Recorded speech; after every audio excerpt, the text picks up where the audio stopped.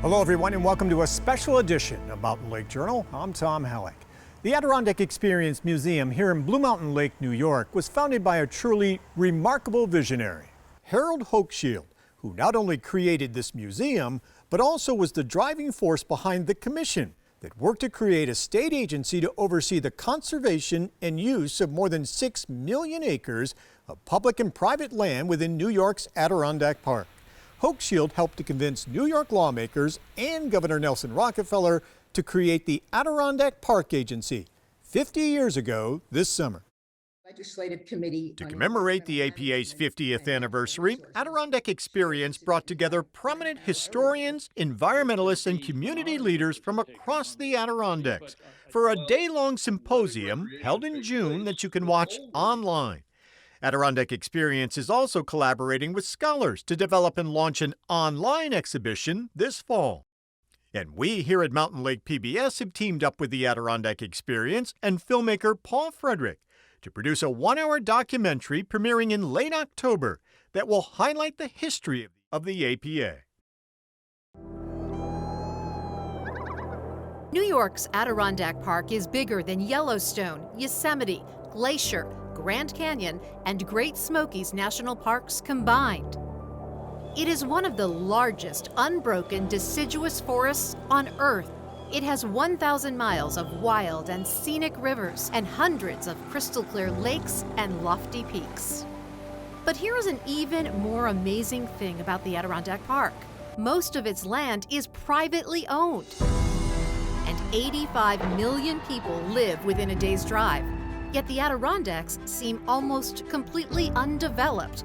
How did that happen? In the story of land use planning in the United States, the Adirondack Park Agency is truly significant. For what it was doing at that time, it was on the frontier of land use planning.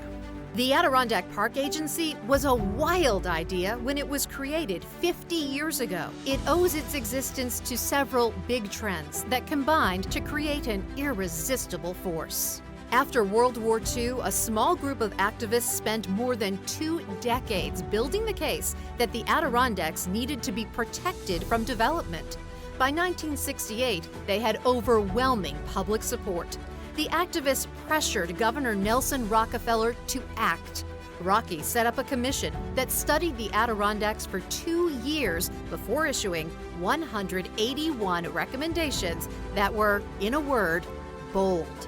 Many of them had never been tried before, and despite the risks, Rockefeller eagerly supported the activists' cause.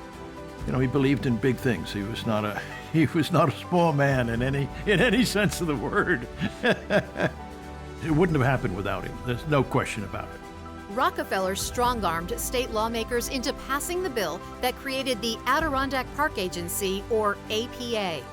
He ordered the agency to write 2 master plans for all the land in the park, a territory the size of the state of Vermont, and to deliver them in less than 2 years. Nothing like that had ever been done before. The APA's young staff was brilliant, passionate about protecting the park, and extremely hardworking. The plans they produced were revolutionary, but they lacked 2 critical things: money and time.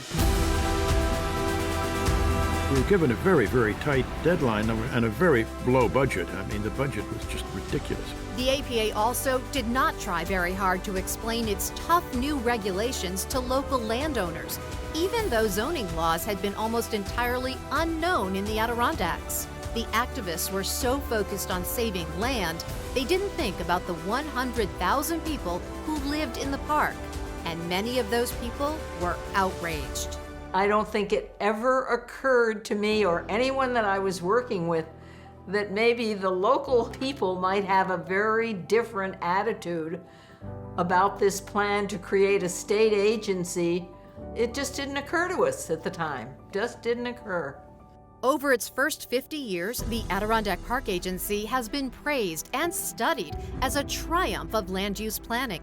Today, the urgent need to control climate change depends on preserving and restoring large forests. New York did that in a big way 50 years ago. The wide open spaces of the Adirondacks are now recognized as a global treasure. This is a big wild area in a highly populated state where we have found a way to reasonably balance the protection of nature and the rights of people to live there. And I think the lessons from the Adirondacks are actually globally important.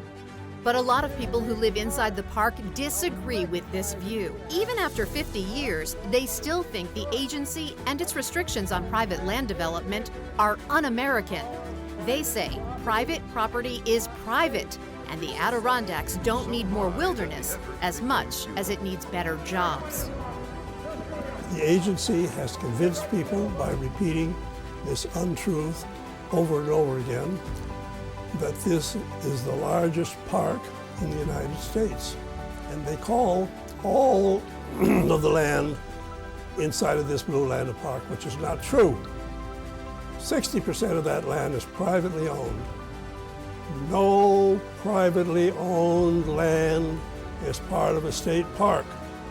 In other words, they have taken the theory that Hitler practiced. If you tell a lie often enough, it will soon become believed and it will be a fact.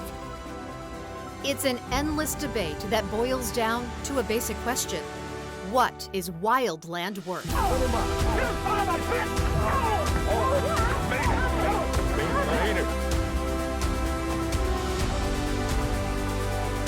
Go back wherever you come from, but get out of here. So next time they're going to see him with deer rifles, then they better have another thought about this, because we are deadly serious about defending our rights up here.